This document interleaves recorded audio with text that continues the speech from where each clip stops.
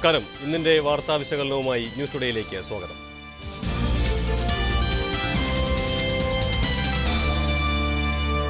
Petrol വില വർധനവിനെതിരായുള്ള സമരത്തിൽ തെറ്റില്ല. ജനങ്ങളെ ബാധിക്കുന്ന പ്രശ്നത്തിൽ പ്രതിഷേധിക്കാൻ സംഘടനകൾക്ക് അവകാശമുണ്ട്. പക്ഷേ ഇന്ന് തലസ്ഥാനത്ത് കണ്ടതുപോലെയാണോ സമരം നടത്തേണ്ടത്? ഇടതു യുവജന സംഘടനകൾ തലസ്ഥാനത്ത് അഴിഞ്ഞാടുകയായിരുന്നു.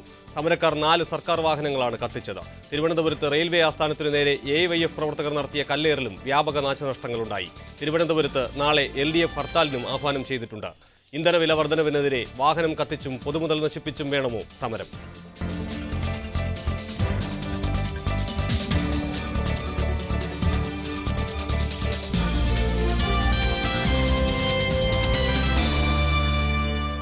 SFIയുടെ സംസ്ഥാന സെക്രട്ടറി P. ബിജുവും യൂത്ത് കോൺഗ്രസ് സംസ്ഥാന വൈസ് പ്രസിഡന്റ് M. ലിജുവും ഈ വിഷയത്തിൽ പ്രതികരണങ്ങളുമായി നമ്മോടൊപ്പം ചേരുന്നു. ആദ്യം ശ്രീ ബിജു, ഒരുപക്ഷെ പെട്രോൾ വില വർധനവിനെതിരായുള്ള സമരം, ന്യായമായ സമരം, അത് ജനങ്ങളെ ബാധിക്കുന്ന പ്രശ്നമാണ്. സമര വിഭജന വിദ്യാർത്ഥി സംഘടനകൾ ഏറ്റെടുക്കണം. പക്ഷേ ഇന്ന് തലസ്ഥാനത്ത് കണ്ടതുപോലെ വേണമായിരുന്നു സമരം? ഇന്ന് തലസ്ഥാനത്ത് കണ്ടത് പോലീസ് ഭീകരതയാണ്.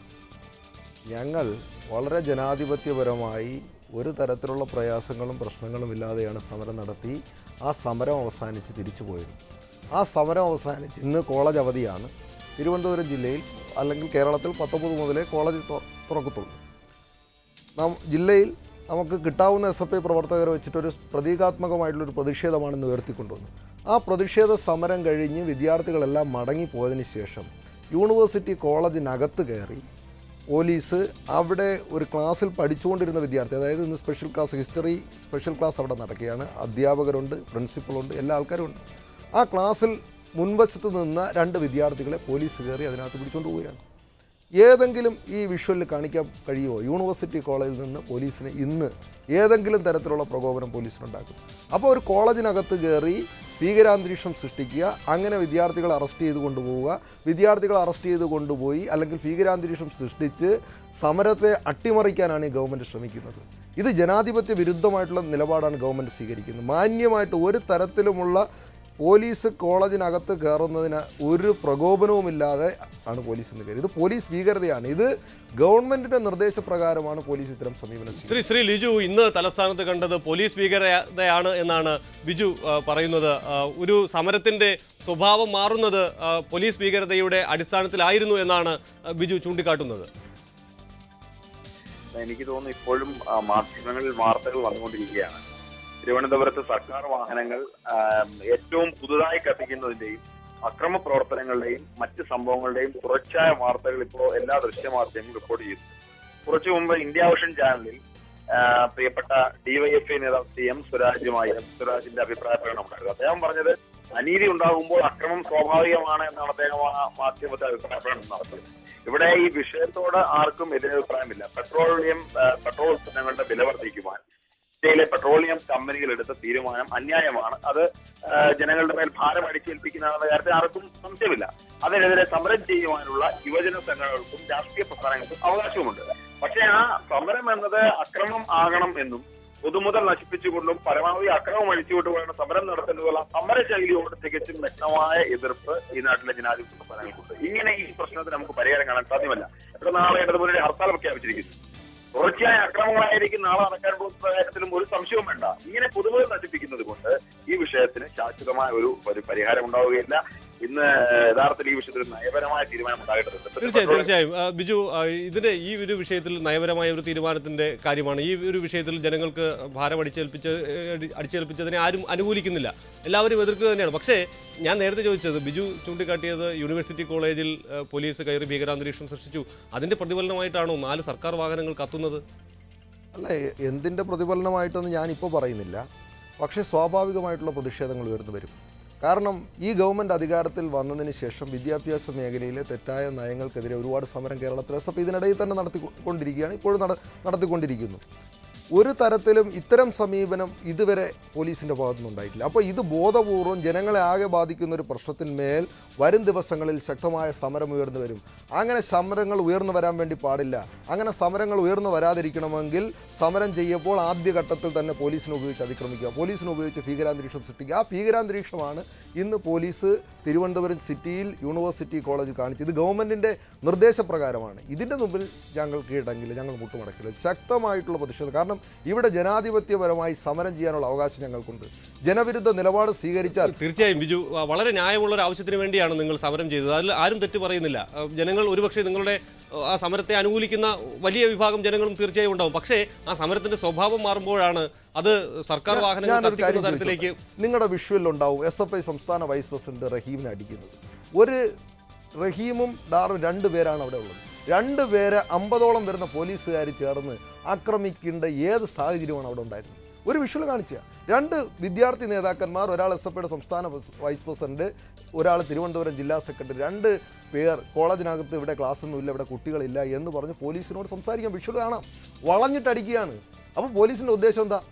ഏതെങ്കിലും തരത്തിൽ അവർ പ്രശ്നം ഉണ്ടാക്കിയെങ്കിൽ അവരെ പിടിച്ചോണ്ട് പോയല്ലേ വേണ്ടത്? ഞങ്ങളുടെ പ്രകടനത്തിൽ ആകെ പങ്കെടുത്ത 100-200 വിദ്യാർത്ഥികളാണ് എങ്കിൽ പ്രകടനത്തിന് അവിടെ വെച്ച് പോലീസിന് പിടിക്കുന്നത്. അത് യൂണിവേഴ്സിറ്റി കോളേജിലേക്ക് കാര്യങ്ങൾ കൊണ്ട് കോൺട്രയിപ്പിക്കുക, എന്നിട്ട് യൂണിവേഴ്സിറ്റി കോളേജിൽ അക്രമമാണെന്ന് വരുത്തി തീർക്കുക. 2 പേരെ ഉള്ളായിരുന്നു. 2 പേരെ എന്തിനാണ് ഈ 100-150 ഉന്നത പോലീസ് ഉദ്യോഗസ്ഥന്മാർ അടക്കമുണ്ട്. ഉന്നത പോലീസ് ഉദ്യോഗസ്ഥന്മാർ അടക്കം നിൽക്കുമ്പോൾ വളഞ്ഞിട്ട് തല്ലുകയാണ്. ഇതിനെ എങ്ങനെ ക്ഷമിക്കാൻ കഴിയും? ശ്രീ ലിജു, ഒരു ജനകീയ സമരത്തെ, ഒരു ബഹുജന പ്രക്ഷോഭത്തെ പോലീസിനെ ഉപയോഗിച്ച് അടിച്ചമർത്താനുള്ള സർക്കാർ ഗൂഢാലോചനയാണ് നടക്കുന്നത് എന്നാണ് SFI ആരോപിക്കുന്നത്. ഇത്തരത്തിൽ അങ്ങനെ ഒരു ഗൂഢാലോചനയുടെ ആവശ്യമുണ്ടെന്ന് എനിക്ക് തോന്നുന്നില്ല. കാരണം മുൻകാലങ്ങളിലും SFI യൂണിവേഴ്സിറ്റി കോളേജ് കേന്ദ്രീകരിച്ച് SFI DYFI സമരങ്ങൾ അക്രമാസക്തമായിട്ടുണ്ട് എന്നത് തെളിയിക്കപ്പെട്ടുള്ള മുൻ അനുഭവങ്ങളാണ്. ഞാനിതിന്റെ ഇപ്പം പറഞ്ഞതുപോലെയുള്ള ദൃശ്യങ്ങൾ പൂർണ്ണമായി ഞാൻ കണ്ടിട്ടില്ല. പക്ഷെ എങ്കിലും നമുക്ക് കാണാൻ സാധിക്കുന്നത് വിവിധ തലത്തിലും കാണുന്ന ദൃശ്യങ്ങൾ സർക്കാർ വാഹനങ്ങൾ ആക്രമിക്കുന്നതും ഓഫീസിനുള്ളിൽ പോലീസുമായി ഏറ്റുമുട്ടം തുടങ്ങിയ ദൃശ്യങ്ങളാണ് നമുക്ക് കാണുന്നത്. ഉദാഹരണത്തിന് നമുക്ക് മനസ്സിലാക്കേണ്ട ഒരു വിഷയം, സമരത്തെ ഇങ്ങനെയാണ് കൊണ്ടത്. ഇന്ന് കേന്ദ്ര സർക്കാർ ഒരു തീരുമാനം, പൊതുമേഖല എണ്ണ കമ്പനി തീരുമാനം പ്രഖ്യാപിച്ചു. അതിനെതിരെ പ്രതിഷേധിക്കുക എന്നത് രാജ്യവ്യാപക പ്രതിഷേധം ഉണ്ടായിട്ടുണ്ട്. യൂത്ത് കോൺഗ്രസിന് ആ വിഷയത്തിൽ ഇത്ര അഭിപ്രായമുണ്ട്. അത് പ്രതിഷേധത്തിന്റെ ഒരു സമരത്തിന്റെ രീതി ആദ്യ ദിവസത്തിൽ തന്നെ അക്രമത്തിലേക്ക് വഴിതെളിച്ചു വിടുന്നതിൽ എനിക്ക് തോന്നുന്നത് DYFI അത്തരത്തിൽ സമരം നടന്നതിന്റെ ലോജിക്ക് എനിക്ക് മനസ്സിലാവുന്നു. എന്തിനാണ് ഇങ്ങനെ ഒരു അക്രമം നടത്തി സമരത്തെ വഴിച്ചുവിടാൻ ശ്രമിക്കുന്നത് മനസ്സിലാവുന്നില്ല. ഇപ്പോൾ രാത്രിയിലും അക്രമം നടന്നുകൊണ്ടിരിക്കുകയാണ്. അപ്പോ ഇത്തരമൊരു വിഷയത്തിന്റെ ജനകീയ പ്രാധാന്യം മനസ്സിലാക്കാതെ സമരത്തെ അക്രമമാർഗത്തിലേക്ക് തിരിച്ചുവിടുന്നത് തീർച്ചയായും പക്വമായ ഒരു സമീപനമല്ല എന്ന അഭിപ്രായമാണ് എനിക്കുള്ളത്. ശ്രീ ബിജു, ഒരുപക്ഷെ ഈ ഒരു വിഷയത്തിൽ കോൺഗ്രസിന്റെ കോർ കമ്മിറ്റി ചേരുന്നുണ്ട്. അവർ ഈ ഒരു വിഷയത്തിൽ ജനങ്ങളെ ബുദ്ധിമുട്ടിക്കുന്ന തീരുമാനം ഉണ്ടാകരുത് എന്ന് സർക്കാരിനോട് കോൺഗ്രസ് ആദ്യമേ തന്നെ അഭ്യർത്ഥിച്ചു കഴിഞ്ഞു.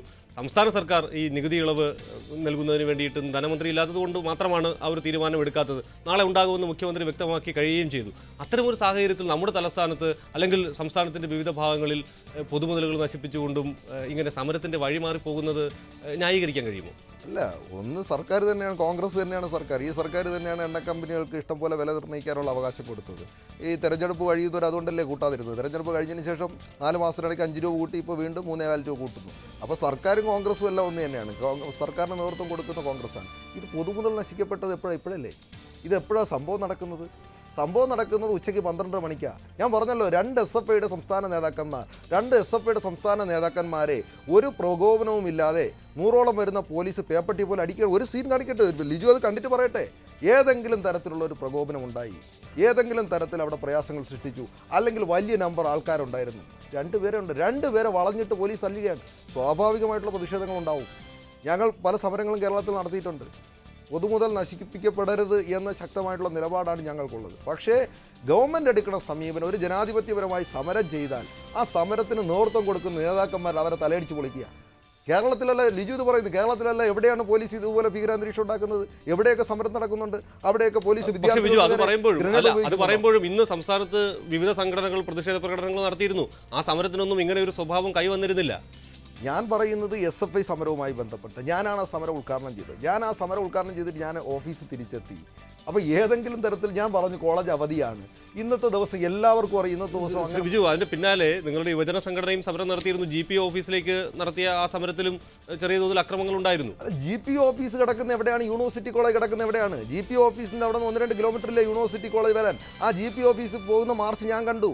ആ മാർച്ചിൽ എത്ര പേരാണ് ഉണ്ടായിരുന്നു? 100-200 പേരല്ലേ ആ മാർച്ചിലുണ്ടായിരുന്നു. അപ്പോൾ പോലീസ് ബോധപൂർവ്വം പോലീസിന് ഏതെങ്കിലും തരത്തിൽ പ്രയാസം ഉണ്ടെങ്കിൽ അവിടെ വെച്ച് അവരെ അറസ്റ്റ് ചെയ്യണ്ടേ?